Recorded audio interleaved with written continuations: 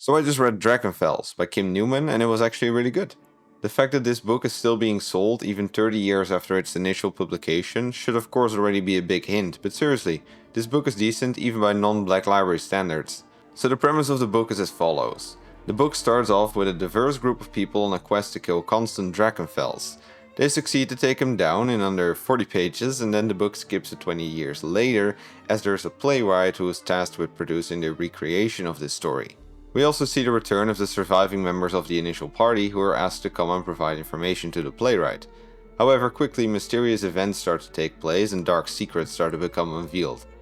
Let me start off by saying that this novel is incredibly outdated, even by Warhammer fantasy standards, which is actually quite amazing. This book was written before the Warhammer setting as we know it was a thing and before Black Library had developed their current formulas. The additional freedom that this gave the author is something you can really notice.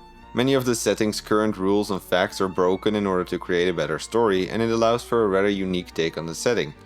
The lack of battle or action scenes is also something you will immediately notice if you're familiar with Black Library. Sure, there's some action, but it's almost as an afterthought.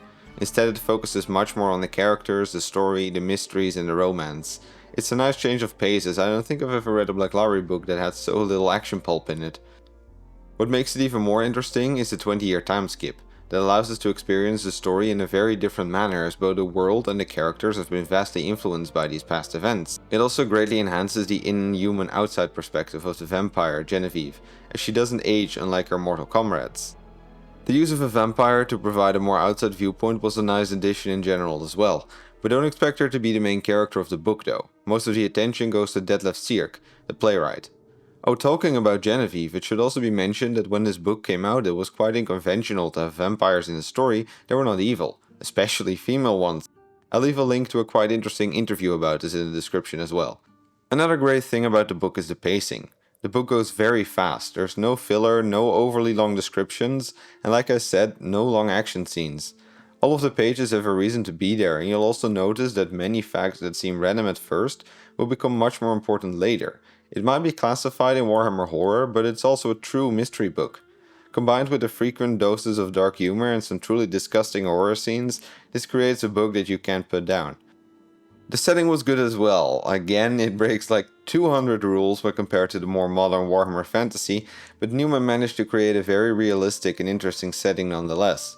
He also doesn't rely on you having prior knowledge about Warhammer, so even as a complete newbie you could read this without being confused.